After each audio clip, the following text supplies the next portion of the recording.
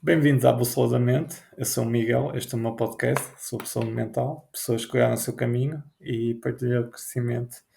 Eu sou coach e atleta e hoje tenho aqui Clara, que é atleta, maratonista e é uma aventureira. Portanto, bem-vinda, Clara, obrigada por aceitares o convite. Obrigada, Miguel. Obrigada, antes de mais, pelo convite que me fizeste e espero estar aqui à altura das tuas expectativas e questões. Espero responder a tudo. Hum, Nós, quando estivemos a falar em off, tu não gostavas de fazer exercício físico e agora viraste maratonista. É Como é que isso. é isso? Pois, epá, não sei. Sei que houve algo, quando era miúda, efetivamente, epá, detestava desporto. Inventava várias desculpas ao longo do ano para não fazer educação física. Epá, e depois, quando comecei a ficar adulta, houve qualquer coisa que mudou, não sei exatamente o quê. Sei que houve uma altura que realmente comecei a frequentar ginásio e tudo mais, depois começou a pandemia, nada, para foi a pandemia é recente, mas começou, foi nessa altura, foi a crise de 2008, 2009, epá, e a malta começou a ficar sem dinheiro, eu particularmente, sem dinheiro para ir ao ginásio. Na altura os ginásios eram muito mais caros do que agora há ginásios a 30 euros ou até menos às vezes, e era fácil, e é fácil agora, mas na altura era muito mais caro. E, e com a crise de 2008, 2009, eu fiquei sem dinheiro. Pronto. E basicamente disse assim: bem, vou deixar o ginásio e vou correr para a rua. Vou correr para a rua, mas o correr na rua, primeiro que eu começasse a correr foi muito difícil, não é? Porque como eu nem para apanhar o autocarro para ir para a escola eu corria, portanto eu comecei por andar e tal. Como moro aqui na zona da Costa da Caparica, o meu objetivo era ali no Paradão, era correr de uma ponta à outra do mesmo bar. Os bares têm, para quem não conhece a Costa da Caparica, os bares do pontão da Costa da Caparica têm 20 metros de comprimento e, portanto, o meu objetivo era começar no início do bar e terminar a correr sem parar no final do bar. Pronto, obviamente depois as coisas vão evoluindo, depois começo a correr um bocadinho mais, no dia a seguir um bocadinho mais e pronto, e depois comecei a correr. Pá, isto 2008, 2009, 2010, depois parei e pá, 2021 decidi que de facto que queria correr uma maratona e corri a Maratona de Valência em 2022, 4 de dezembro de 2022, da qual com 4 horas 17 minutos e 44 segundos, que é um tempo do qual eu me orgulho imenso, porque foi um grande percurso até chegar até conseguir isto. Agora não sei efetivamente qual foi o clique que fez de mim uma pessoa tão ativa, que eu agora reconheço efetivamente que sou uma pessoa ativa, que não era. Não sei o que é que aconteceu. Tu fazes parte, não é, do nosso grupo de corrida, não é, de Uhum. J-Run, e por acaso é uma coisa muito bonita de ver, não é? Nós já fizemos várias e às vezes esquecemos daquela magia da primeira maratona, daquele encanto, daquela. Tu estavas nas nuvens e às vezes Muito. nós. Não quer dizer que é tão automático, mas já estamos tão habituados e tu não é? Estavas mesmo nas nuvens e aquela Sim, emoção e aquela sensação e sim, aquela sim, sim. felicidade. Miguel, eu não te sei explicar, ainda hoje, havia uma coisa, eu sou muito ligada à família e aos amigos, eu tenho uma família incrível, que me foi acompanhando neste processo, porque eu terminava um treino e dizia, terminei o treino, e depois a malta dizia, ora, boa, vamos a isso, Clarinha, está quase, Valência está ali ao virar da esquina. E, portanto, eu felizmente tive a oportunidade de ter presente os meus pais, a minha irmã e o meu sobrinho, em Valência, que para mim foi, lá está, faz faz toda a diferença ter os nossos ao nosso lado. E depois também tive a surpresa de uma amiga minha e do marido de poderem estar também presentes. E, portanto, eu tenho muitas fotografias porque eles foram acompanhando a minha evolução no dia da prova, porque eles pararam ao 14, estavam no quilómetro 14, depois estavam no 17, depois estavam no 20. Agora não sei exatamente quais eram os quilómetros em que eles estavam, porque a minha memória não me permite recordar exatamente quais eram os quilómetros, mas o tempo que eles iam de um quilómetro ao outro, eles tinham mais do que tempo, né? Porque o meu ritmo é um ritmo muito lento, portanto, eles davam para ir nas calmas de um quilómetro ao outro, e portanto eu tenho muitas fotografias ao longo da prova, e vídeos e tudo mais, e uma das coisas que eu tenho, e que foi sempre o meu objetivo, eu sempre disse isto, o meu objetivo é terminar sem parar, dentro do tempo regulamentar e com um sorriso nos lábios. E eu felizmente consegui isso, e em todas as fotografias eu estou com um sorriso, e cada fotografia que eu vejo, cada filme que vejo, eu arrepio-me e fico emocionada de ver, porque foi um trabalho efetivamente meu, porque eu é que me acordava de madrugada para ir correr, ou eu é que me deitava tarde, porque ao final de um dia de trabalho só conseguia treinar tarde. Mas em todo o processo eu nunca me senti sozinha, e costumo dizer sempre que fui eu que corri, mas eu tinha uma legião de amigos e de família ao meu lado. E como sou uma pessoa ligada à família e aos amigos, isso para mim, pronto, deixava-me e deixa-me, como tu dizes, nas nuvens, porque efetivamente foi assim que eu me senti. Eu olho para trás e ver as suas fotografias, emociono-me sempre. E pá, não sei se isto é assim para todos, ou se já foi há tanto tempo que vocês correram a vossa primeira maratona que vocês já não se recordam, mas eu, como tenho todos estes registros fotográficos e como também foi agora há pouco tempo, não é? Para mim é incrível, lembrar-me disso, é incrível. E todo aquele processo que tu passas naqueles 2 meses de transformação dentro de ti, a nível mental e aquela batalha interna, porque acredito que todos nós temos, não é? Alguns não admitimos, não é? Mas aquilo é uma luta às vezes quase diária. Sim, é muito diária, eu diria que é mesmo, é absolutamente diário, e assim, eu não sei dizer exatamente o que é que. Lá está, da mesma maneira que eu não sei como é que se deu o clique para começar a ser uma pessoa ativa, eu também não sei exatamente o que é que foi que aconteceu em mim, dentro de mim, para o meu nível de compromisso, para os treinos da maratona. Eu efetivamente era um desejo muito grande, eu conseguir fazer a maratona,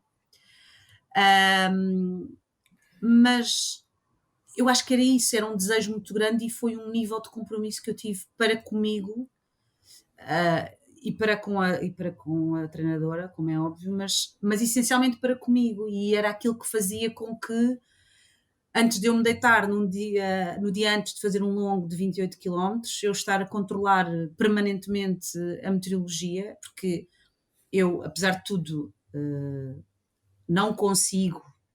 Acho que esse vai ser o meu top quando lá chegar, que é: está a chover, não faz mal, eu saio na mesma e vou correr na rua. Isso eu não consigo. Portanto, se está a chover, eu não consigo ir correr para a rua. Agora, se eu estou a correr e começar a chover, aí eu termino o meu treino. E eu recordo-me que houve um dia em que a previsão no dia a seguir é que ia chover imenso, e eu tinha 28 km para fazer no dia a seguir, e eu pensava: como é que eu vou correr? Se vai começar a chover, perdão, às 6 da manhã, eu não vou ser capaz de ir correr na rua. Portanto, eu vou ter que ir para ginásio. E vou correr 28 km numa passadeira, que para mim era impensável. E então aquela aflição, eu deitei-me ansiosa e acordei, eram 5 da manhã, e de repente não estava a chover. E pensei: bom, ok, não está a chover, vou correr de manhã, porque as previsões entretanto mudam, não é? Como é óbvio, não é? As previsões meteorológicas estão sempre a mudar.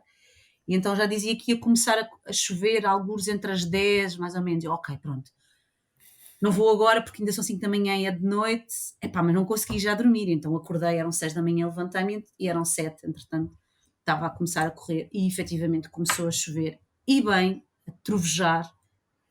Foram daquelas chuvadas à séria, com trovoada e tudo junto ao mar, portanto, até perigoso, até. Mas eu levantei-me e fui e fiz e consegui cumprir e terminei. Pá, foi um nível de compromisso enorme, que não se consegue sempre. Eu acho que a nossa mente não está sempre com a mesma disposição. Eu, por exemplo, agora a meia maratona aqui da 25 de Abril, eu tinha um desejo que era abaixo das 2 horas. E não consegui.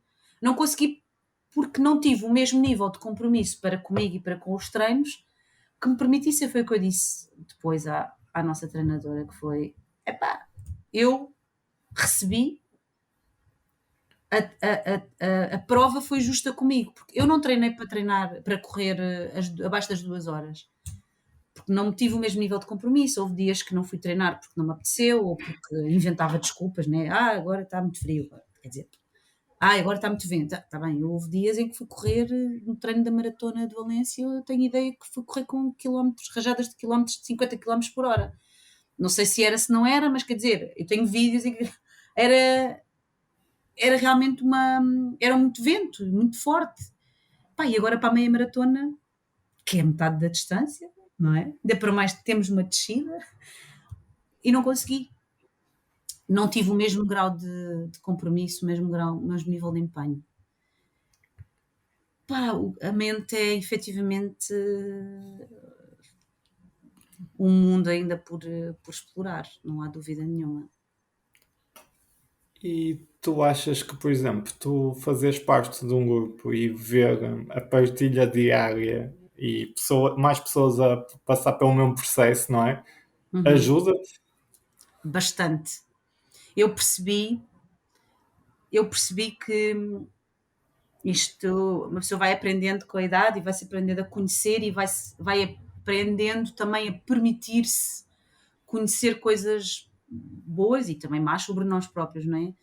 E uma das coisas que eu percebi, efetivamente, é que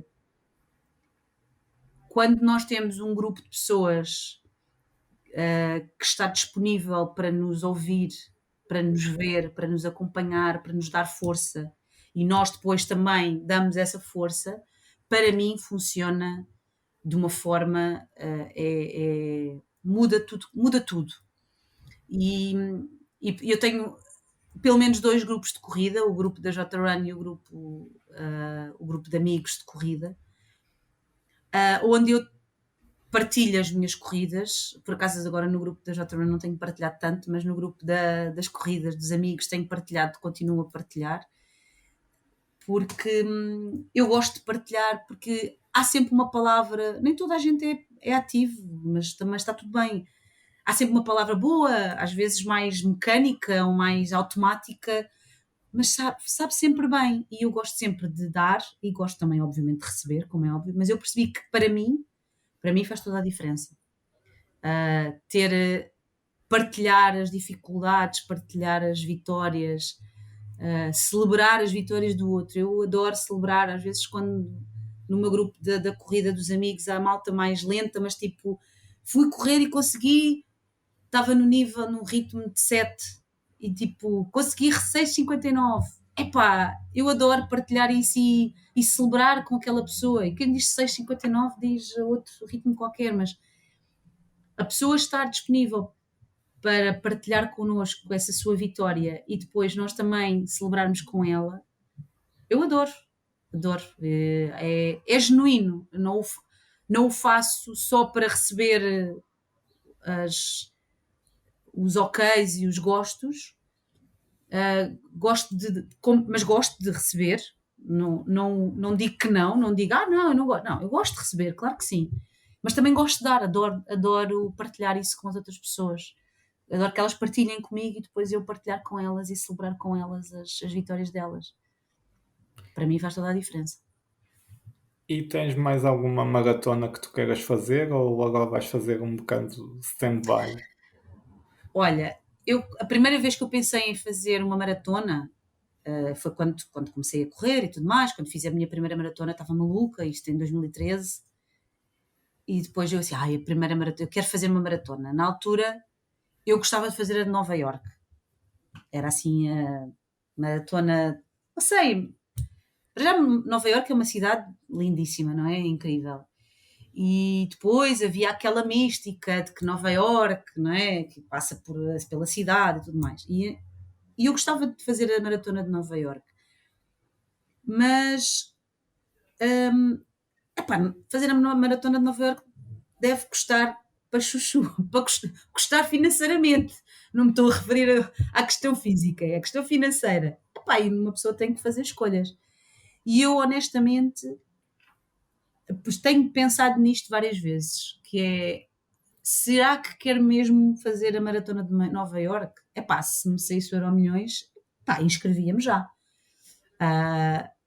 Não tendo essa disponibilidade financeira tão grande, gostava de voltar a fazer Valência, porque, epá, Valência, eu não fiz outras, mas Valência, aquilo é. Eu não me senti uma única vez sozinha.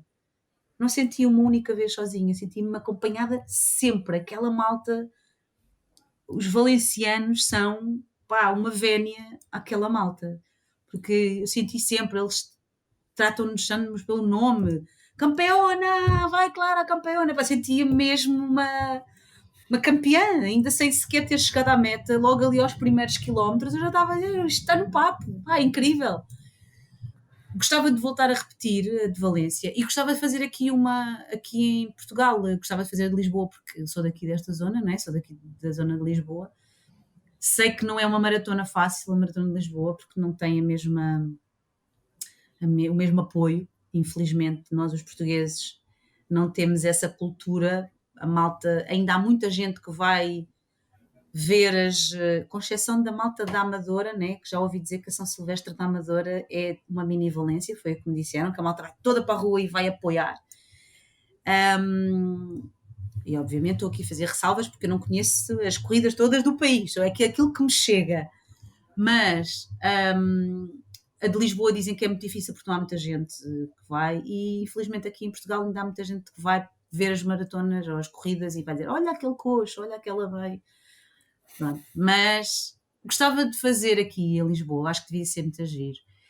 E ando assim um bocado a pescar o olho às super halves, que são assim um bocadinho mais baratas, né? São aqui na Europa, consegue-se uma coisa mais económica, temos 3 anos para fazer e eu acho que deve ser interessante. Maratonas para já, acho que é um compromisso muito grande. Foi um sacrifício pessoal muito grande e para mim só faz sentido se eu for e terminar a sorrir. E terminar a sorrir eu já sei o que é que custa. Não é o dia da maratona, é chegar até à maratona, até ao dia da maratona. E eu acho que ainda não estou disponível para voltar a ter esse nível de compromisso. E tu, a nível de aventuras, não é? Tu disseste que gostas muito de montanha. De onde é que vem esse fascínio? Epá, pois, a montanha sempre teve na minha vida, a montanha ou o outdoor. Os meus pais desde sempre, nós desde miúdos que acampávamos, portanto sempre estivemos muito ligados à natureza. O meu pai é dali da zona beirã, de Viseu, e nós íamos passar férias à terra do meu pai com frequência, e eu ia, às vezes, passava 3 meses lá na terra do meu pai. A minha avó paterna costumava de dizer que eu era uma cabra montesa, porque eu andava sempre lá na montanha, pronto, e miúda, não é? Epá, e depois isto sempre ficou como um bichinho. Depois no secundário tive a sorte de calhar numa escola pública, numa escola secundária, em que os professores tinham. Havia clubes para tudo quanto era interesses, e os meus interesses estavam muito ligados à parte da montanha, do outdoor, das atividades ao ar livre. Não sejamos ingênuos, não era só porque eu gostava de ir para a rua e para a montanha ou para o outdoor, era também porque a malta passava fins de semana fora de casa e, portanto, com 15, 16 anos, passar um fim de semana só com amigos e os professores estavam por lá de vez em quando, em que faziam uma semi-supervisão, era fixe, não é? Portanto, desde os 14, se não estou em erro, 13, 14 talvez, que fazíamos atividades outdoor, e fazíamos a canoagem. Os professores também depois abria um bocadinho o leque, não só fazíamos a canoagem, mas depois também fazíamos orientação, também fazíamos rapel, experimentávamos um bocadinho de tudo. E portanto isto sempre ficou. Depois, obviamente, a pessoa vai crescendo e depois trabalhar, estudar, tudo ao mesmo tempo, faculdade, muita coisa. Portanto, houve um período grande depois de ter saído da secundário em que eu não fiz muita coisa, mas depois voltei. Voltei às caminhadas, aos trekkings, e comecei a fazer. Epá, achei que era importante conhecer um bocadinho mais e não ser só uma curiosa, e fazer e estudar coisas, ou pelo menos aprender coisas de montanha. Portanto, fiz um curso de alpinismo, depois também fiz mais recentemente escalada, cursos de alpinismo também.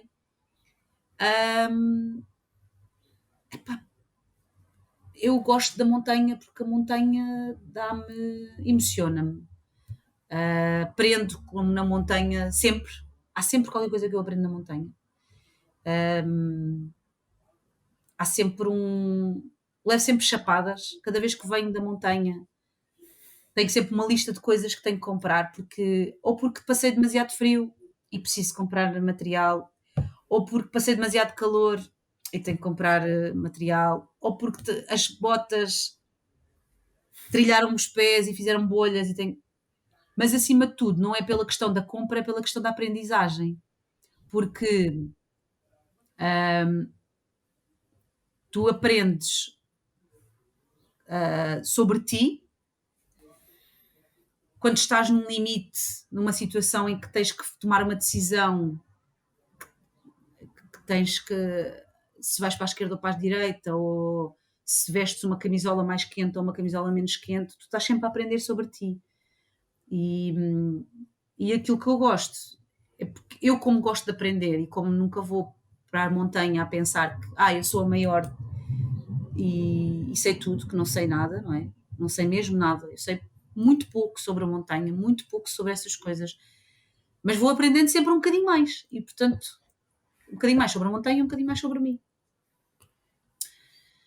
Pá, é incrível poderes subir a uma montanha e chegar lá acima e teres, não é, uma imensidão de outras montanhas, ou mais altas, ou mais baixas, ou à mesma altura, à mesma altitude, e poderes apreciar aquela beleza, que é uma beleza, para quem gosta, para quem aprecia, é uma beleza imensa. E nós estamos numa montanha de 4.000 metros, ou de 5.000 metros, de 6.000 nunca estive, mas deduzo que seja semelhante. Nós sentimos-nos tão pequeninos que eu gosto desta sensação, gosto de me sentir pequenina naquela beleza enorme. Não sei explicar o porquê, mas de adrenalina a montanha não tem muita coisa, porque é tudo muito lento, na montanha é sempre tudo muito lento. Quanto mais rápido, pior, para a aclimatação, para o que quer que seja.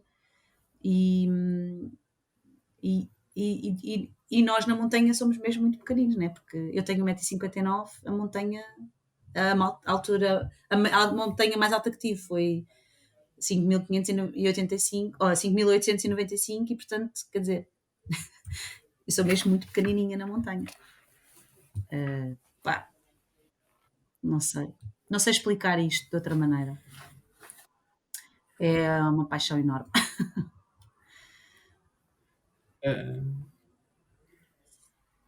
Perdi-te, pareceu que me A tinha montanha perdido agora obriga-te aqui por Diz. a montanha obriga-te a estares ali no presente.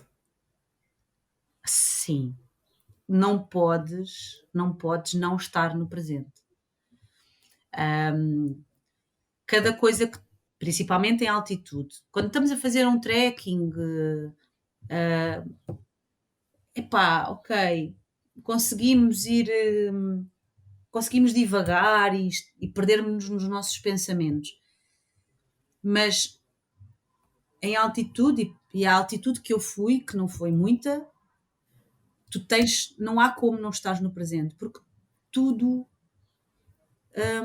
todos os teus passos, todos os teus movimentos são a pensar ok, tenho frio nas mãos, mudo de luvas agora ou mudo daqui a um bocado. E essa decisão tem que ser tomada, quem diz luvas diz camisola, quem diz pôr diz tirar, essa decisão tem que ser tomada sabendo que se tomares agora pode ser cedo demais e tens que gerir esse teu erro, ou pode ser tarde demais e entretanto ficaste com as mãos geladas e depois é difícil aquecer-te, ou ficaste com as mãos demasiado quentes e depois tens as mãos suadas, porque o pôr e o tirar tem consequências sempre. Por exemplo, no Kilimanjaro, eu comecei a pensar, ok, o que é que vou levar de saída de roupa? Ok, vou levar 3 camadas. Ok, luvas vou levar as mais fininhas. E pronto, e assim foi. E depois, as 3 camadas de roupa foram demasiado, porque fiquei com calor, e depois tive que tirar, e depois suei, e depois o que é que acontece? Eu estou com calor, mas o meu meio envolvente é um meio frio. Portanto, eu estou suada a levar com frio, que não é bom. E depois estou com as mãos quentes, mas depois afinal estão suadas, mas depois afinal já não estão com afinal já deveria ter trocado as luvas para as outras luvas a seguir. E depois as mãos já não aquecem. Então o que é que me aconteceu no Kilimanjaro? O meu corpo estava demasiado quente e eu suei, as minhas mãos ficaram demasiado frias porque eu tinha luvas a menos, e depois o que é que eu tive que fazer? Tive que, uma coisa que poderia, não, ali não tem grandes consequências, mas até podia ter, que era, eu tive que tirar as luvas e aquecer as mãos frias dentro dos bolsos. Mão com mão, não é? Pele com pele é a melhor maneira de aquecer as mãos ou o corpo, quer que seja. Então eu tive que aquecer as minhas mãos, não é? Fechei as mãos, meti dentro dos bolsos e epá, fui aquecendo, mexendo as mãos e esfregando a mão nela própria, mas dentro dos bolsos. Ou seja, eu tive que tirar os bastões com as mãos nos bolsos, não é? Isto faz o quê? Limita-me o meu equilíbrio, limita-me, eu fico só apoiada nos meus pés e os bastões ajudam a equilibrar e a progredir na marcha. Portanto, são tudo pequenas coisas. Obviamente que o Kilimanjaro, não, e nas circunstâncias e nas condições climatéricas em que eu estava, porque tenho amigas minhas que já tiveram no Kilimanjaro em que elas pareciam um homem das neves, não é? E isso felizmente não me aconteceu. Mas naquelas circunstâncias, as decisões que eu tomei foram decisões erradas, sem consequências, felizmente. Mas noutras circunstâncias podem levar a consequências dramáticas, não é? Não foi o caso, obviamente, mas pequenos exemplos, não é? Temos que estar mesmo no presente, temos que estar ali, temos que decidir, é pé ante pé, vamos ter que ir decidindo. E tens de estar mesmo no presente, não podes estar ali a pensar que se deixei a porta aberta ou não deixei a porta aberta de casa, não dá para fazer isso. Ou pensar na vida, ou decisões, não é para isso. A montanha não dá para isso. E das montanhas que tu fizeste, tu falaste com o Imanjaro, quantas é que tu mais cá? Olha, eu gostei muito do Kilimanjaro, sim. Para mim, a montanha que mais me marcou foi o Elbrus. O Elbrus, porque foi a primeira montanha mais difícil, apesar, é assim, eu não faço, quer dizer, não estou num nível de, de montanhas técnicas, não é? Não, nem de todo, eu não estou lá perto, eu faço montanhas simples, montanhas, ok, que têm altitude, têm as suas dificuldades, têm, obviamente, a aclimatação, há pessoas que é muito difícil de fazer a aclimatação. Felizmente eu até agora tenho tido boas aclimatações, não tenho sofrido, mas as montanhas que eu faço são as chamadas trekking peaks, são as montanhas em que basicamente precisas só de pôr um pé à frente do outro para lá chegar. E portanto, todas as montanhas que eu fiz, portanto, Pico, que também tem a sua dificuldade, é um trekking peak, o Elbrus é um trekking peak, o Kalapatar é um trekking peak, o Kilimanjaro é um trekking peak, o Monte Branco é um trekking peak com algumas passagens um pedacinho mais técnicas, mas é um trekking peak. Portanto, são tudo coisas simples, ok? Pronto, com os seus níveis de dificuldade, mas tudo coisas relativamente simples. Mas o Elbrus foi assim mais difícil porque tens um material técnico contigo, apesar de ser um trekking peak, mas tu estás com crampons, que são os crampons são uma maneira mais fácil de explicar para quem não conhece, são aqueles picos nos pés, que são que te agarram à neve e ao gelo. Também vais com o piolé. O piolé é como se fosse um machado, digamos assim, mas não sei explicar de outra maneira, para quem não entende, não consigo explicar de outra maneira. É um machado, pronto, como se fosse uma enxada, mas é o que também é uma das coisas de segurança, não é? Uma das ferramentas de segurança para subires, caso caias, para fazeres autodetenção. Vamos também com um arnês, que para quem também não conhece, é como se fosse um cinto que se mete nas pernas e na cintura e que depois te permite agarrar determinadas passagens, e levas o capacete. Portanto, apesar de ser um trekking peak, tu vais ali com toda aquela panóplia, e só em material deste, não é? Crampons, piolé, arnês e capacete, pode-te pesar 2, 3 quilos, 4 quilos, não sei, nunca pesei, mas como não são coisas muito caras, ou seja, quanto mais caro, mais leve, portanto, eu levo as coisas mais baratas, mais pesadas. Portanto, são coisas muito pesadas e portanto, tem uma panóplia e ferramentas que aquilo assusta um bocado. E o Elbrus foi efetivamente assim o que mais me marcou pela dificuldade, também porque eu não sabia o que ia, a verdade seja dita. Eu, ok, bora, vamos, e depois quando lá cheguei não estava minimamente preparada, estava bastante mais pesada do que eu estou agora. Epá, e marcou-me. Foi uma luta interna muito grande. Eu fui o caminho todo a lutar comigo e dizer, ok, claro, é um pé de cada vez, é um pé cada vez, devagarinho, bora. Mas éramos um grupo de 27 clientes de várias nacionalidades e eu fui a penúltima a chegar ao cume, mas podia ter perfeitamente ter sido a última, completamente indiferente. Porque efetivamente eu fui muito lenta, muito. Que é uma coisa que ok, convém ser lento, mas não tão lento quanto eu fui. Não tão lenta quanto eu fui. Porque efetivamente eu não estava preparada e isso marcou-me. Mas também veio afirmar a minha paixão pela montanha. Só, ok, bora, então vá. Gostas disto? Então vá, bora. A seguir vais estudar um bocadinho mais, vais tirar um curso melhor, vais subir, vais treinar, vais. Pronto, e essa montanha foi muito gira, foi uma grande conquista para mim também. Foi uma conquista. Depois tem a simbologia de ser uma dos 7 cumes, que há a simbologia dos 7 cumes, que é o maior cume de cada continente, e o Elbrus, apesar de ficar na Rússia, mas como fica na Rússia Ocidental, é considerada a montanha mais alta da Europa. E portanto tem essa simbologia de ser uma montanha dos 7 cumes. E tu aqui precisas de ter tipo um líder que vai a guiar e haver uma boa comunicação entre vocês. Sim, sim. Nem todas as montanhas são obrigatórias de subir com guia, não é? Com alguém que o saiba fazer e que lidera a expedição. Mas cada vez mais é obrigatório ter um guia.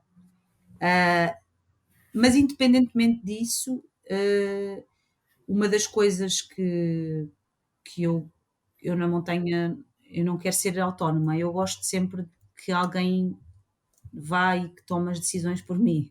Eu não confio o suficiente em mim para tomar decisões sobre a minha própria vida e então digo, olha, quem é um guia com capacidade, com provas dadas, que me saiba e que me possa levar lá acima. Ok, então vá, leva-me e eu vou atrás de ti, diz-me o que é que eu tenho que fazer e eu vou contigo. Portanto, Mas nem não é obrigatório, nem não são todas as montanhas que é obrigatório. Há montanhas em que não precisas de levar um guia. Tu, se tiveres autonomia, se fores autónomo o suficiente para isso, podes ir, podes subir, não é? A Serra da Estrela, por exemplo, podes subir, não é?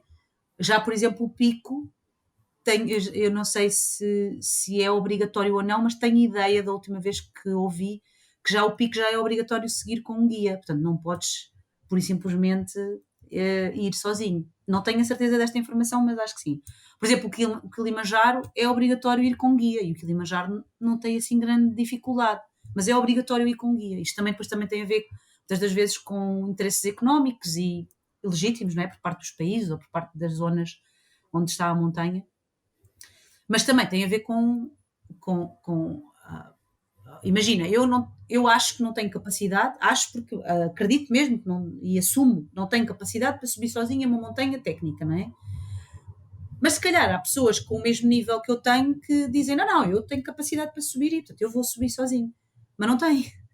E portanto, não tendo, sobe e depois pode acontecer um acidente e pode também não acontecer acidente, mas pode acontecer um acidente e depois a pessoa não tem capacidade técnica para se desenvencilhar das dificuldades que aí vêm, não é? Portanto, olha, por exemplo, um exemplo engraçado agora que aconteceu este verão.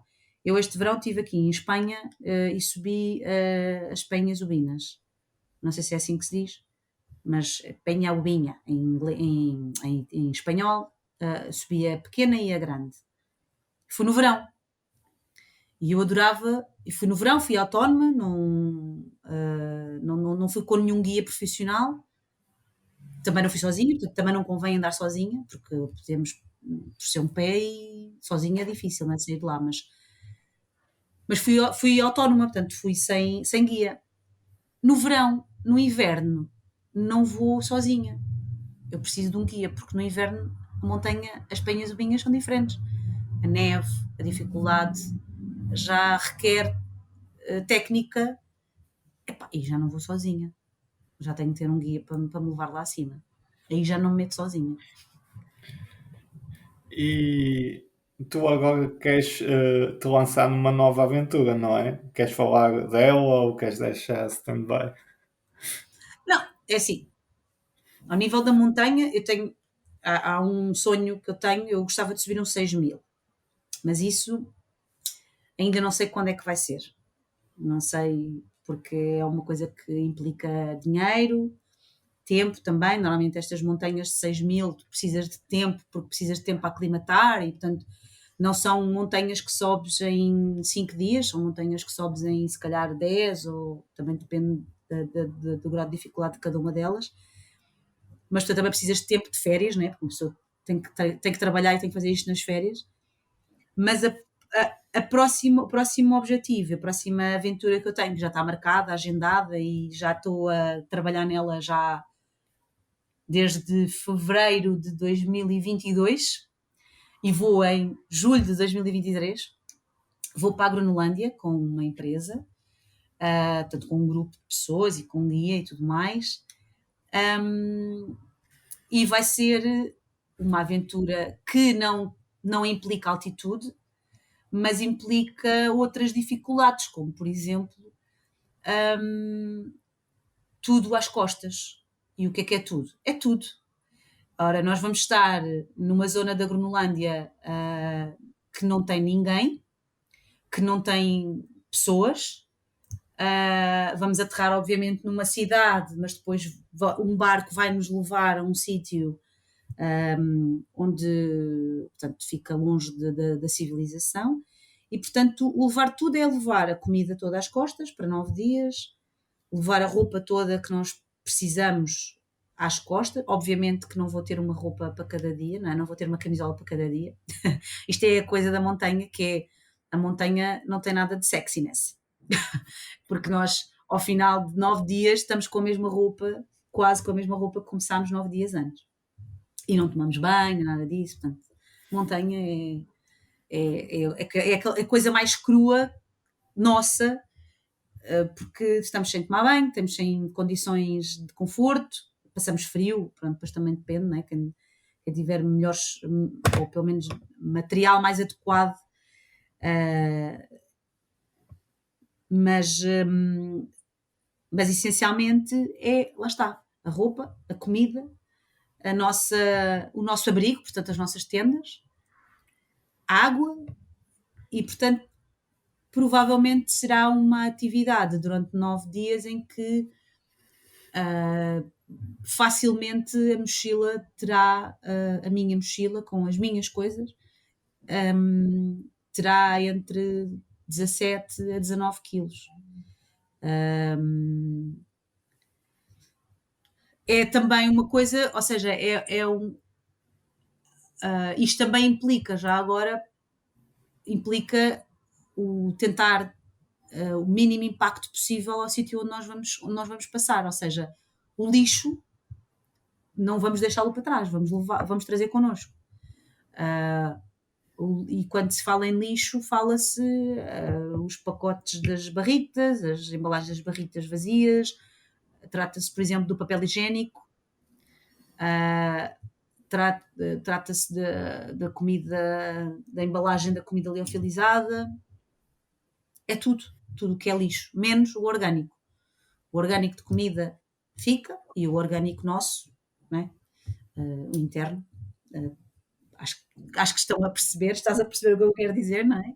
Sim. Isso é o que fica, mas até isso vamos tentar ter o mínimo impacto possível. Por exemplo, uma das coisas que nos pediram para nós levarmos e que faz parte do nosso material obrigatório é o kit de casa de banho, do qual faz parte uma pá. Uma pá para quê? Para fazermos um buraco e enterrarmos o nosso desperdício orgânico e aquilo depois, efetivamente, desintegrar-se ao longo da natureza, ao longo do tempo na natureza, mas com o mínimo impacto possível, visível para a natureza. Mas, por exemplo, o papel higiênico vem connosco. Portanto, não vou deixando rastro e não vou. A mochila não vai ficando muito mais leve. Fica mais leve, mas não muito mais. Vai ser Tu fizeste-me lembrar agora aquelas maratonas que tu levas a mochila atrás do deserto, ou aqueles trails, ou aquelas outras. Estás quase a meter lá um pezinho, quase, inconscientemente. Opa, sim, uma das coisas que eu gostava de fazer os trails. Adorava fazer trails. Quer dizer, eu já fiz alguns trails, mas adorava fazer ultra trails. Portanto, os trails que são de cento e tal quilómetros. Ainda não estou lá, ainda me falta tempo, ainda me falta muita experiência, ainda me falta muito treino. Mas tudo isso é uma coisa que me fascina. Eu gosto imenso de ver aqueles programas de televisão dos Survivors, ou todos aqueles documentários de travessia em que tu vais com um trenó agarrado a ti. Isso tudo são coisas que eu adoro ver, tudo o que seja esse tipo de documentários ou de filmes, mesmo que às vezes seja ficção, eu adoro ver, eu vejo. E não só gosto de ver, como vejo-me a fazer aquilo, ou projeto-me num futuro, seja ele a médio ou a longo prazo, vejo-me a fazer aquilo. Porque eu gosto de me desafiar e eu, obviamente que eu gosto de me desafiar, mas como te digo, eu gostava de fazer um ultra trail, não é? Um trail de 100 km, de distância. Mas disse a médio e longo prazo, não disse a curto prazo, porque eu sei que não sou capaz de fazer a curto prazo um trail de 100 km, não é? Pá, mas eu tenho 41 anos, se eu puser na minha cabeça que se calhar aos 50, e até já estou a dar aqui um longo prazo, não é? Que aos 50 gostava de fazer um trail de 100 km, pá, ok, bora. Vamos trabalhar para isso, vamos ver o que é que eu preciso, ok, vamos ver o que é que eu preciso de fazer para daqui a 9 anos, ou daqui a 8, ou daqui a 7, ou daqui a 5, mas não menos do que isso. O que é que eu preciso de fazer para daqui a esses anos eu estar a fazer essas atividades? E sim, vejo-me a fazer essas coisas. E o que é que te fascina tanto nesse desafio? Há algo dentro de ti que te puxa, não é? Para Sim, isso. sim. Pá, nós quando estamos a crescer, nós assumimos os papéis, assumimos papéis que nos são, não sei, nós convencemos-nos que não somos capazes, não sei, eu não vou falar nós, vou falar eu, porque pode ser uma questão minha só, portanto eu vou falar eu.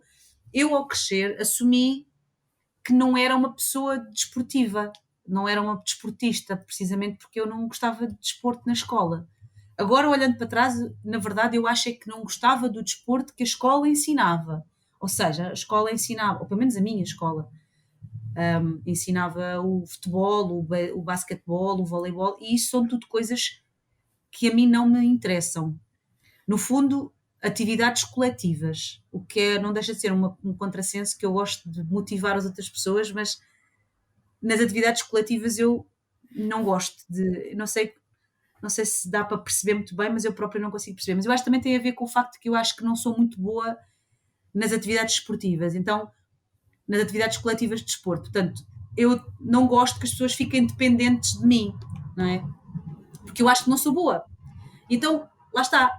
A caminhada, os trekkings só depende de mim, a corrida só depende de mim, o alpinismo também só depende de mim, mas mesmo assim eu delego numa pessoa, eu pago a uma pessoa para me levar, portanto eu não acredito nas minhas capacidades, mas porque não é eu não acreditar, porque não considero que seja aquela coisa do charminho, não, tu não acreditas em ti. Não, eu acho mesmo que não sou capaz, não tenho essas competências. Eu acho que é importante nós assumirmos para nós que não temos determinado tipo de competências. Como eu estava a dizer, eu sou autónoma a fazer um trekking de verão, como disse, mas em neve não sou, porque ainda não tenho essas competências. Mas eu, ao longo quando fui crescendo, eu acreditei que eu não era capaz de fazer essas coisas e agora eu gosto de me desafiar em fazer, a provar a mim própria que eu sou capaz de fazer. É o desafio, é o autodesafio. Mas também tenho essa noção, lá está, que quando acho que estou a. Não me coloco pressão demasiada. Ou seja, a ver se eu consigo explicar. Eu desafiei-me a correr uma maratona, não é? Mas o meu objetivo não era eu quero terminar uma maratona em 3 horas. O meu objetivo era dentro do tempo regulamentar, que eram 5 horas e meia, sem parar e a sorrir. Não é muito mal, não é?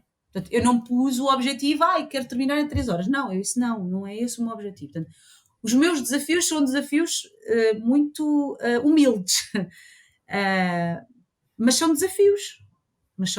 Obviamente, se o meu objetivo é terminar dentro de 5 horas e meia, sem parar e a sorrir, se eu termino em 4:17, ouro sobre azul, não é? Que para mim é incrível. Mas lá está, também não são objetivos demasiado inalcançáveis, ou pelo menos são objetivos humildes, desafios humildes também. E que hábitos e rotinas tu tens que ter no teu dia a dia? Não percebi? Que hábitos e rotinas que tu são essenciais? Hábitos. Olha, eu sou efetivamente uma pessoa de rotinas. Eu gosto da rotina, eu sinto-me bem na rotina. Não sou aquela pessoa que gosto de agora o dia a dia, eu gosto disso.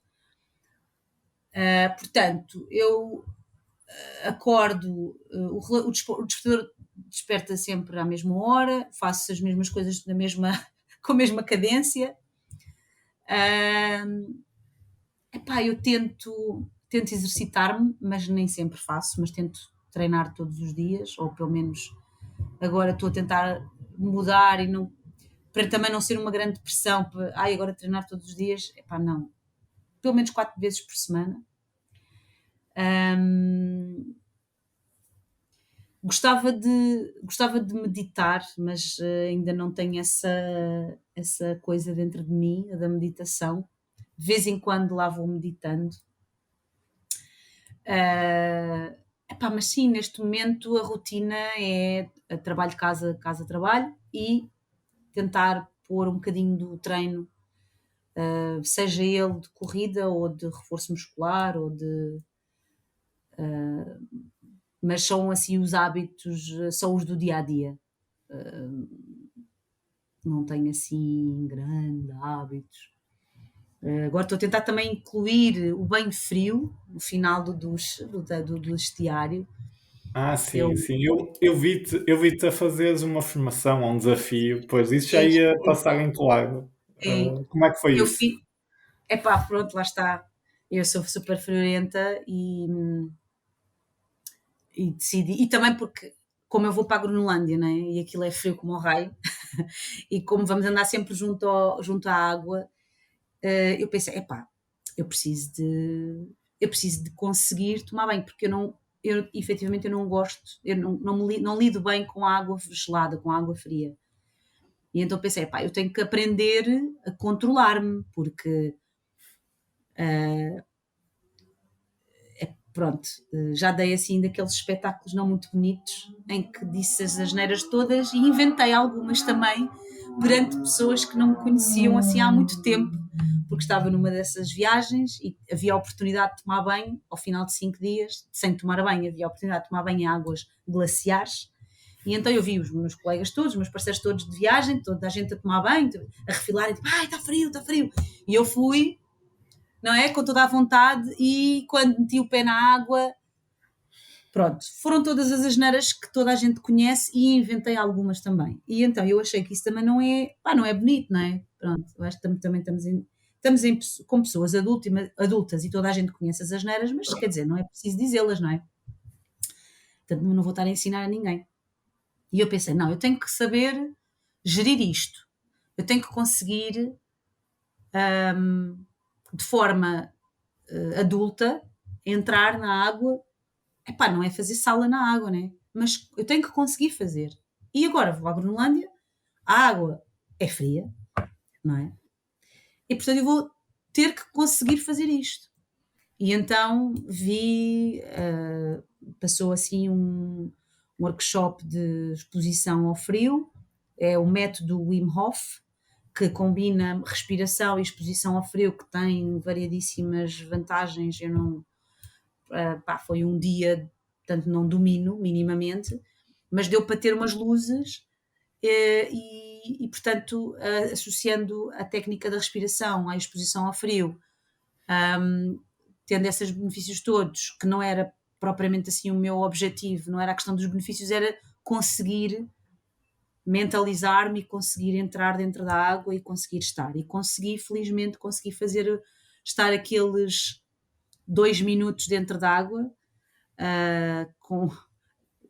com consequência dos meus pezinhos terem ficado cinzentos, mas foi temporário, obviamente, não foi nada de grave, mas consegui fazê-lo.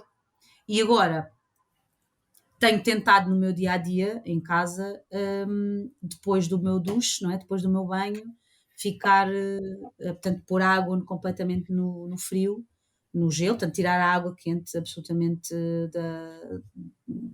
do chuveiro, e tenho conseguido fazer. No final do treino é mais fácil para mim, portanto, e como eu treino ao fim do dia, portanto, no final do dia eu tenho conseguido fazer. Tenho agora tentado fazer também de manhã, e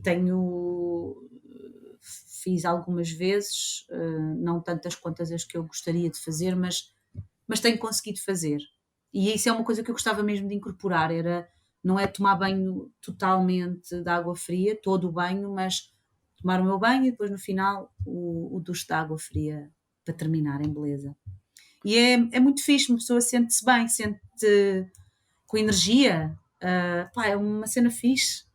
É como os antigos dizem, que é enrijece as peles, não é? E uma pessoa sente-se bem.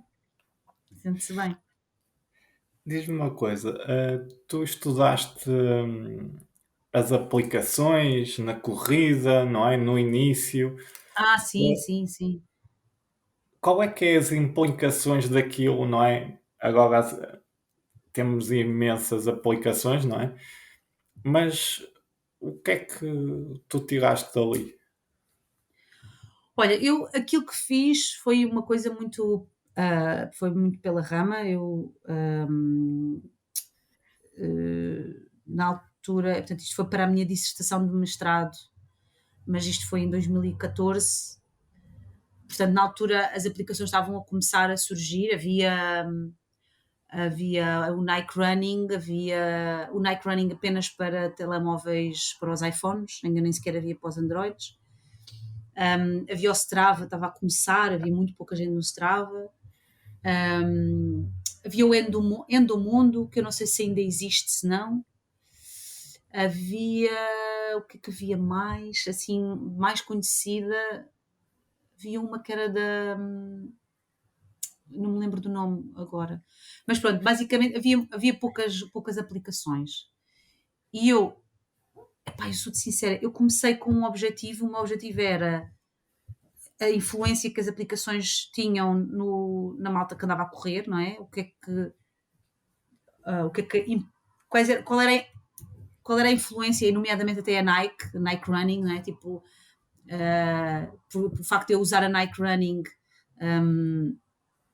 será que isso me leva a comprar mais ou não coisas para a corrida e mais coisas da Nike ou não? Só que, aquilo, eu tirei o mestrado em pós-laboral e acabei por ter outro caminho e, portanto, foi apenas um aflorar das aplicações. Mas uma das coisas que eu senti, e não serve, como é óbvio, não serve de exemplo, porque foi pouco, mas uma das coisas que eu senti foi que as pessoas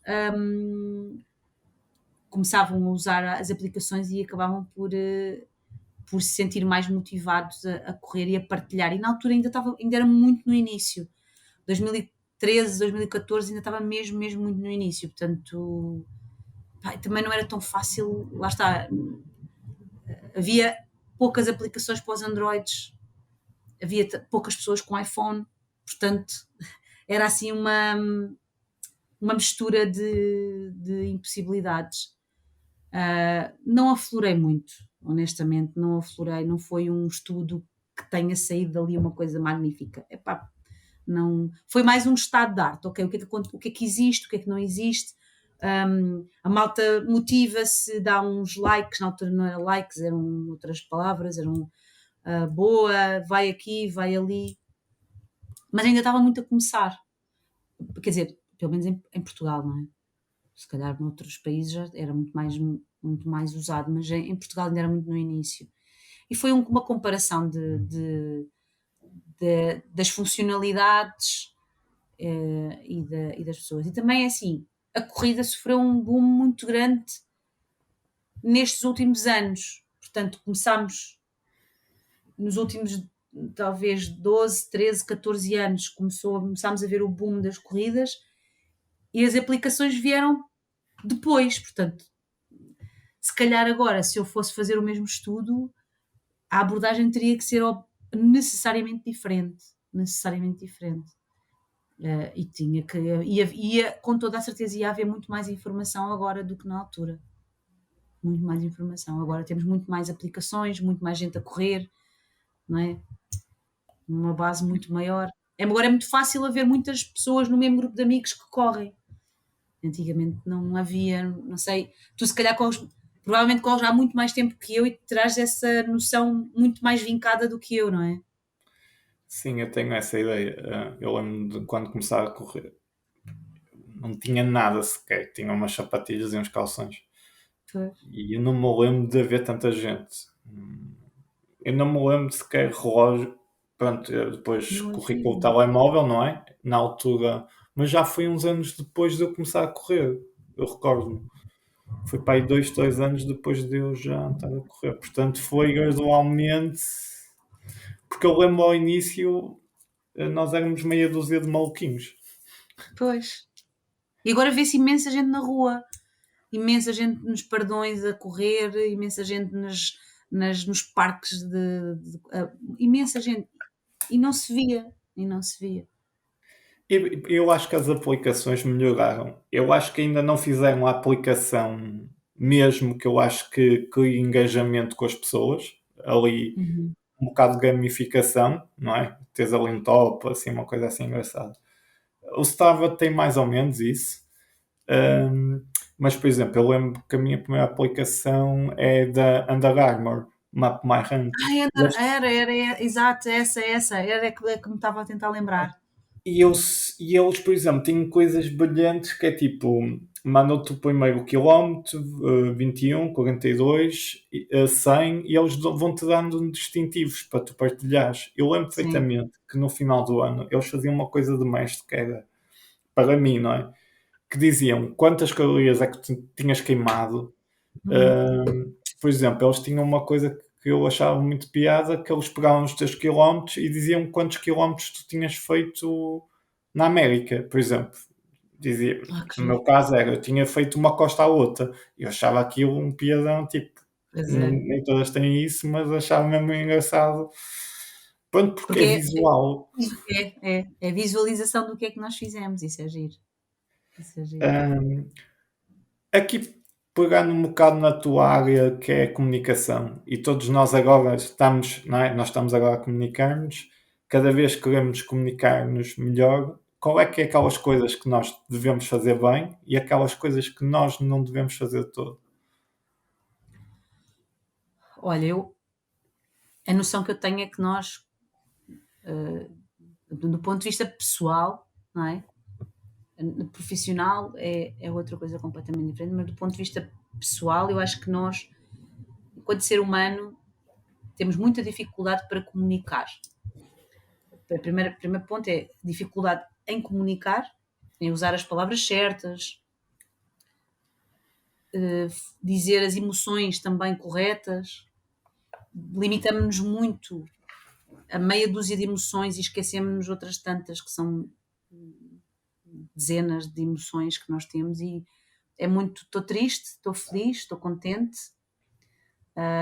e esquecemos de estou indignado, sinto, não é? Há uma certa, esquecemos que existem outras emoções. E depois, para além dessa dificuldade que nós temos em comunicar, que me parece que temos em comunicar, também me parece que existem, que para além da dificuldade, parece-me que existe receio em comunicar. Nem sempre, às vezes queremos manifestar as nossas emoções e temos medo do que é que a outra pessoa ou vai pensar, ou medo, ou, ou não sabemos nós reagir com a reação da outra pessoa. E é o que me parece, aquilo que eu tenho vindo a observar e a experienciar, não é? Enquanto pessoa, parece-me isso, parece-me que nós temos estas duas grandes dificuldades, é expressarmos e a quantidade de. É o expressar, é usar as palavras certas e depois o receio de comunicar corretamente ou de dizer exatamente aquilo que queremos dizer.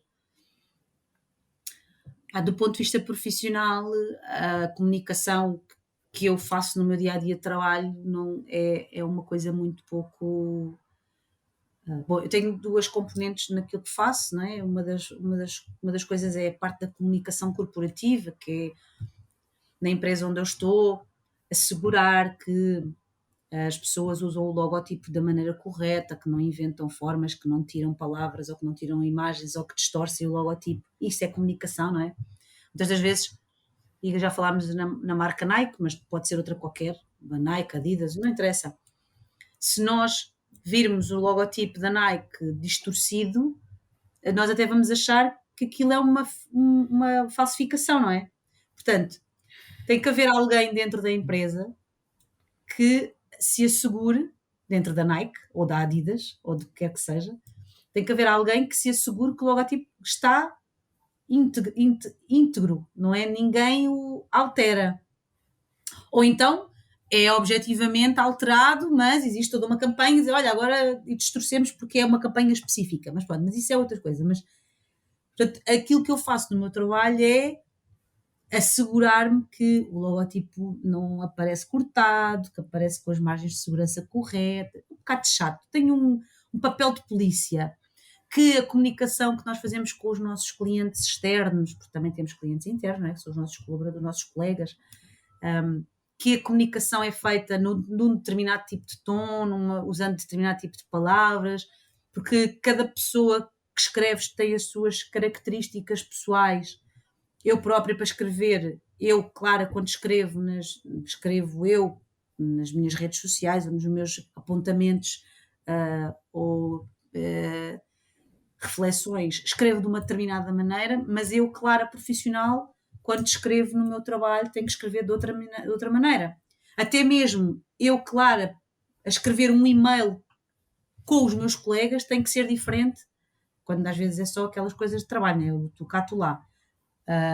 Tem que ser diferente do que quando escrevo para os clientes, não é? De forma formal. Portanto, basicamente é isso, é assegurar que essas coisas estão todas cumpridas e são feitas de uma forma de acordo com não aquilo que eu defini, não aquilo que o meu departamento definiu, o departamento ou a área onde eu trabalho definiu, mas aquilo que a empresa definiu, que é a integridade da imagem, da marca e do tom de comunicação. Portanto, eu não mando, não é? Eu só faço por cumprir. Sou polícia nesse aspecto. É sempre a chatinha. Olha, agora temos que mandar esta comunicação para a Clara validar. E eu depois vai, olha, malta, isso é demasiada criatividade, temos que ser mais objetivos, mais factuais, mais não sei o quê. Então, altera a comunicação, a carta, o circular, a comunicação que se faz. Mas depois também tenho outra parte, esta é a parte mais chata, mas depois tenho outra parte, que é a parte que eu sou absolutamente apaixonada, que é a parte dos eventos. Portanto, dentro da empresa, cada empresa é uma empresa, mas na empresa onde eu trabalho, a organização dos eventos é feita na área, na equipa onde eu estou integrada. E, portanto, eu sou a pessoa dentro da empresa que organiza esses eventos. Os eventos pode ser uma reunião simples de 4 pessoas, ou 5 pessoas, ou de 2 pessoas, se for suficientemente importante para isso. Mas é a organização, é marcar o hotel, é tratar das refeições, é uma coisa que eu às vezes digo que para algumas pessoas pode ser também chata. Para mim não, para mim eu gosto de organizar e gosto que as coisas, ou seja, eu gosto de dar este exemplo, que é, eu tenho um colega que é um dos meus clientes internos na organização de uma reunião. Portanto, ele diz-me, olha, claro, eu preciso fazer uma reunião e, portanto, organiza. E eu organizo. E quando ele está à minha frente a pedir-me o que precisa, ele precisa de um hotel, precisa de alojamento ou não precisa de alojamento, precisa de um projetor, precisa de águas, precisa disto, precisa daquilo, precisa de almoços. Eu estou para que ele, e é ele que vai apresentar, eu quero reunir as melhores condições para que ele, e não eu, para que ele dê o melhor dele para quem o está a ouvir. E isso implica, às vezes, como por exemplo, ele dizer-me, Clara, o ar-condicionado da sala está muito frio. E eu tenho, ou por exemplo, Clara, preciso de água, e eu tenho que tratar do assunto, porque se ele tiver frio, ele não vai dar o melhor dele perante as pessoas que o vão ouvir. Mas curiosamente, este meu colega, nós trabalhamos em Open Space, e ele trabalha nas minhas costas. Portanto, eu trabalho numa ilha, ele trabalha noutra ilha. E quando nós estamos no dia a dia, não sei, mas eu não sei o que tu fazes na profissão, mas a pior coisa que pode existir numa empresa e quando uma pessoa trabalha em open space é o ar-condicionado, ou está muito frio para uns e muito quente para outros, ou nunca ninguém está feliz, nunca ninguém está contente. E então isto aconteceu, isto é mesmo verídico, isto já aconteceu, mas é também um exemplo daquilo que eu gosto de fazer, que é, portanto, quando ele está na reunião, eu desfaço-me para que ele esteja no melhor dele para fazer o trabalho dele para aquelas pessoas. Quando nós estamos no Open Space, ele comenta, e já comentou, está frio. Está frio, levanta-te e vai desligar o ar-condicionado. Porque, quer dizer, estamos em pé de igualdade. E está tudo bem. Porque ali, é óbvio que ele não comentou aquilo para que eu me levantasse para lá ir, não é? Que foi só um comentário. E é óbvio que eu também não me custa nada levantar e lá e desligar o ar-condicionado. Mas a minha perspectiva quando estamos no open space é uma, e a minha perspectiva quando estamos em evento é outra. E isto às vezes até pode ser interpretado eventualmente por outras pessoas como subserviência, não é? Tipo, ai, ele precisa de água, ai, ele precisa do ar-condicionado, ele também pode ir desligar o ar-condicionado, ele também pode ir buscar a água, mas eu fico com a sensação de missão cumprida se eu conseguir antecipar que ele tem frio e não vai ter frio, porque eu antecipei-me e ele fica confortável e consegue dar o melhor dele, ou conseguir antecipar que ele tem sede e pôr-lhe a água à frente, para que ele consiga dar o melhor dele perante aquelas pessoas. Obviamente eu estou a ir aqui ao detalhe, obviamente que há outras coisas, não é? Mas organizar os eventos, para mim, que tem milhares de perspectivas e de funções e de tarefas e de coisas, mas fazer isto, organizar o evento e todas as pessoas sentirem-se bem, para mim é apaixonante. Portanto, eu gosto que as pessoas se sintam bem. Há eventos que são reuniões que são um bocado seca, e há outros que não, que são eventos que são, pá, isto é para a malta se divertir. Então eu gosto, mas eu gosto de fazer isto na minha profissão, mas depois também gosto de fazer isto com os amigos. Então eu também, quando é passagens de ano, festas de aniversário, eu gosto de fazer isto. E isto apaixona-me. E é isto que eu gosto de fazer verdadeiramente. Estas coisas que, olha, que há pessoas que não gostam de fazer, que é uma seca, mas eu não. Mas para mim não. Para mim é apaixonante. Eu pegando aqui na comunicação, e que quase todos agora, não é? Ou temos um nome na internet, ou um branding, ou o quão importante é de tu teres um branding acertado, não é? Tendo em conta o que tu queres transmitir, não é? Porque tu, no fundo, é isso que tu fazes na tua empresa. Tu tentas que Sim. mantenha a Ah, essência viva, não é? sim, é assim, é importante porque é importante que as coisas sejam, que se tente ter a maior clareza possível naquilo que se quer transmitir, porque nós nunca estamos a comunicar só para uma pessoa, estamos a comunicar para muitas pessoas, mesmo que essas pessoas pertençam a uma mesma realidade, não é? A uma mesma tribo, a uma mesma. As marcas, e aqui puxando também um bocadinho e fazendo o paralelismo com as coisas de corrida, não é? Obviamente que eu e tu gostamos de correr e, portanto, estamos no mesmo universo, mas tu, Miguel, és uma pessoa e eu, Clara, sou outra. Portanto, é importante que as marcas encontrem um nível de equilíbrio para que tu, Miguel, entendas o que aquela marca quer dizer com os teus padrões de comunicação, os teus padrões de valores, os teus padrões de vivências, sejam interpretados de forma mais ou menos inequívoca, que eu que eu consiga interpretar mais ou menos da mesma maneira que tu, com os meus padrões, com os meus, o meu background, e as marcas têm que saber fazer isso. Não é fácil. Por isso é que muitas das vezes existem grandes erros de comunicação, de campanhas de comunicação, porque não se conseguiu. Ou seja, os criativos tinham uma ideia e depois as pessoas compreenderam outra. Isso é comum. É importante que se tenha esta noção de que, apesar de ser das marcas poderem estar a comunicar um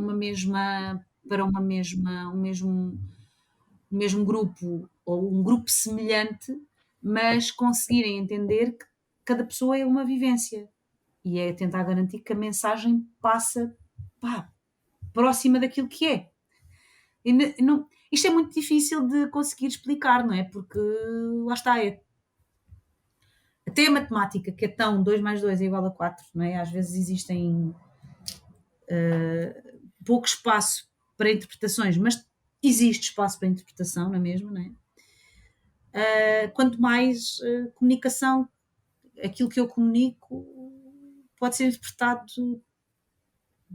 tantas vezes diferentes com quantas pessoas eu estiver a falar, não é? Se eu estiver a falar para 10, pode ser interpretado de 10 maneiras diferentes. O problema é que se eu sou uma pessoa que estou só a comunicar com amigos, a consequência não é muito grande, a não ser que alguém tenha entendido que eu estava a ofender alguém. Pronto, e aí tenta-se resolver, mas quando é uma marca, se uma marca comunica, se comete um erro de comunicação, pode ser grave, não é? É muito, tem muitas nuances e às vezes as pessoas, e eu vejo isto no meu dia a dia no trabalho, que as pessoas tentam comunicar e estão a dar o melhor delas, obviamente estão a dar o melhor delas, mas quando nós nos afastamos um bocadinho e tentamos ver a coisa de outra maneira,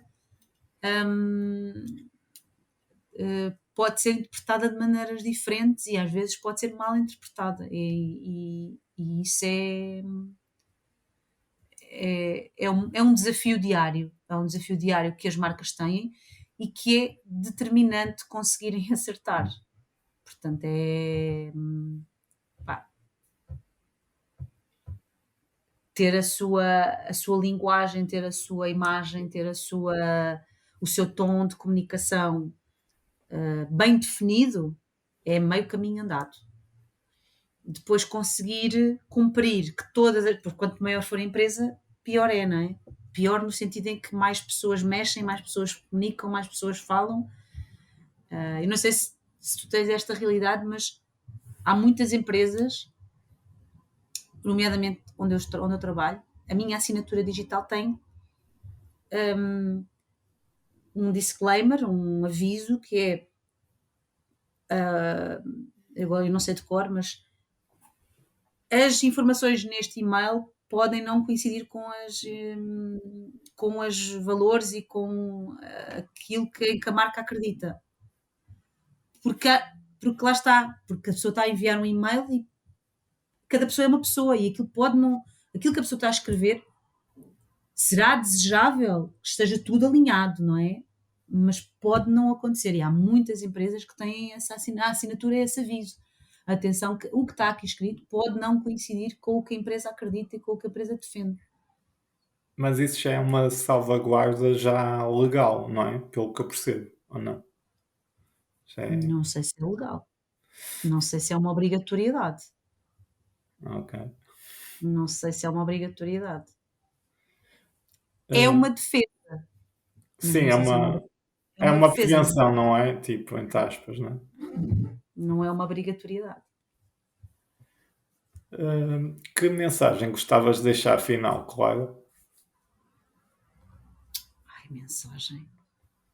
Não estava preparada para deixar assim uma mensagem, mas olha, eu acho que é importante sermos ativos, sermos ativos, seja fisicamente, seja mentalmente, estarmos atentos àquilo que o nosso corpo diz, que a nossa cabeça nos diz, sermos felizes acima de tudo, seja o que isso queira dizer, seja o que isso quiser dizer, mas sermos felizes na nossa esfera, estarmos atentos também, e eu sei que o teu podcast é muito ligado à parte da saúde mental, é determinante que estejamos atentos à nossa saúde mental, porque não se vê e, portanto, é mais difícil de detectar uma coisa menos boa, não é? Porque uma unha encravada as pessoas veem, não é? E dói, como o raio. A saúde mental não se vê, não é? E dá para esconder. E, e também é mais difícil de outras pessoas entenderem. Uma unha encravada as pessoas entendem, uma doença mental nem todas as pessoas entendem. E nem todas as pessoas são empáticas para com pessoas que tenham algumas com dificuldades na saúde mental. Eu não sei como é que se há de dizer isto, problemas na saúde mental, se dificuldades na saúde mental, mas enfim, coisas menos boas que nos afetam na saúde mental. É manter ativos fisicamente ajuda bastante à nossa saúde mental. É uma das coisas que eu aprendi, foi uma das coisas que eu aprendi que ajuda-nos porque nós, para já fisicamente, não é? É visível, não é? As pessoas mexem-se melhor, não tem a ver com o facto de serem mais magras ou mais gordas ou mais atléticas ou mais musculadas, não tem a ver com isso, tem a ver com o facto, epá, pessoas mais velhas conseguem atar o atacador ou não conseguem atar os atacadores? Conseguem levantar-se bem da cama ou quando se levantar da cama têm que fazer ai, não é? E portanto isso é determinante porque é visível e é determinante, mas é determinante também depois a parte do eu consegui fazer isto e eu achava que não conseguia. Eu consegui correr os 20 metros do início ao fim do Bar da Costa e eu achava que não era capaz. E entretanto, 12 anos, 10 anos depois, consegui correr uma maratona.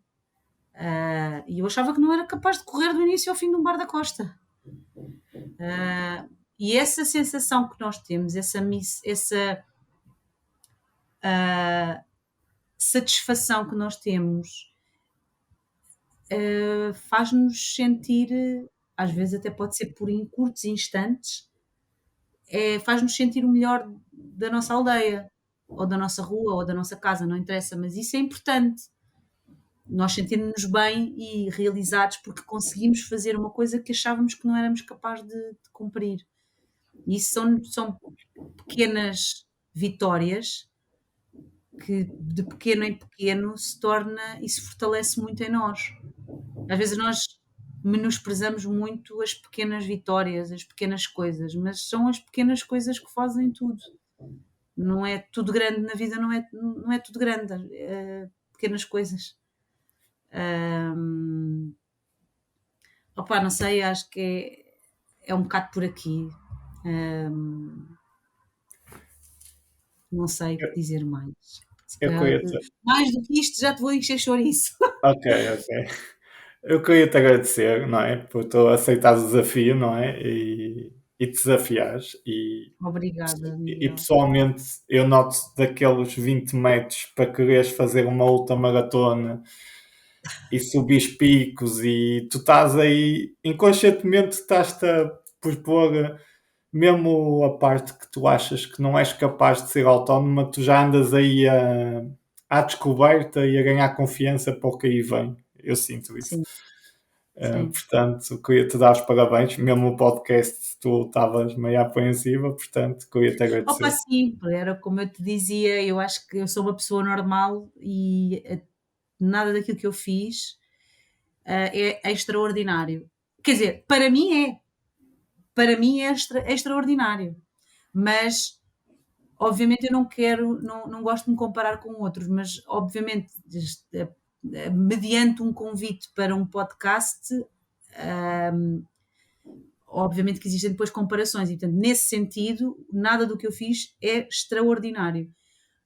Mas para mim é extraordinário, para mim é incrível e é como eu digo, eu sou a maior cá de casa, principalmente porque moro sozinha, portanto, portanto eu sou a maior cá de casa. Mas estava apreensiva nesse sentido, porque pronto, há pessoas com um percurso incrível nesta área, na área da montanha ou na área da corrida, com um valor imenso e era nesse sentido que eu estava apreensiva. Mas falando da minha experiência, não é? Pá, pronto, a minha grandiosidade é apenas aqui às quatro paredes aqui da minha casa. Sabes que eu costumo dizer às pessoas, porque não é? Eu convido várias pessoas e eu digo, eu acho que toda a gente tem uma história para contar, tem alguma coisa que se tu, não é? Se nós tivéssemos o tempo de estarmos assim 1 hora e meia a falar com a pessoa, íamos ter muita mais empatia e íamos aprender alguma coisa. Só que a correria do dia a dia torna isto coisa, e é isto a beleza que eu acho deste meio que torna isto possível. E que eu ia te É verdade. agradecer, claro. Obrigada, Miguel. Muito obrigada pelo convite. E olha, se um dia quiseres subir uma montanha, avisa e nós vamos subir uma montanha. Não precisa de ser uma montanha muito grande, pode ser uma montanha baixinha. Tu moras no norte, não é? No norte Sim, há sim. montanhas incríveis. e portanto é sempre uma experiência enriquecedora para toda a gente e com toda a certeza que para ti também será. E estou disponível para combinarmos um dia e fazermos uma atividade dessas. Está Eu estou sempre combinado. pronta para ir. Estou sempre pronta. O que for. Bora, bora. Vamos a isso. Obrigada. A falar com a pessoa, íamos ter muita mais empatia, íamos aprender alguma coisa. Só que a correria do dia a dia torna isto coisa, e é isto a beleza que eu acho deste meio que torna isto possível. E que eu ia te agradecer, claro. É verdade. Obrigada, Miguel. Muito obrigada pelo convite. E olha, se um dia quiseres subir uma montanha, avisa e nós vamos subir uma montanha. Não precisa de ser uma montanha muito grande, pode Sim, ser uma sim. montanha baixinha. Tu moras no norte, não é? No norte há montanhas incríveis e, portanto, é sempre uma experiência enriquecedora para toda a gente e com toda a certeza que para ti também será. E estou disponível para combinarmos um dia e Está fazermos combinado. uma atividade Está dessas. combinado. Ou Que eu uma estou sempre pronta corrida, ou para um ir. trail, Estou sempre pronta. uma prova aqui no Norte, vamos fazer assim qualquer O que coisa, for. juntar a malta. Bora, Olha, claro, obrigado. Continuação. bora. Vamos a isso. Obrigada.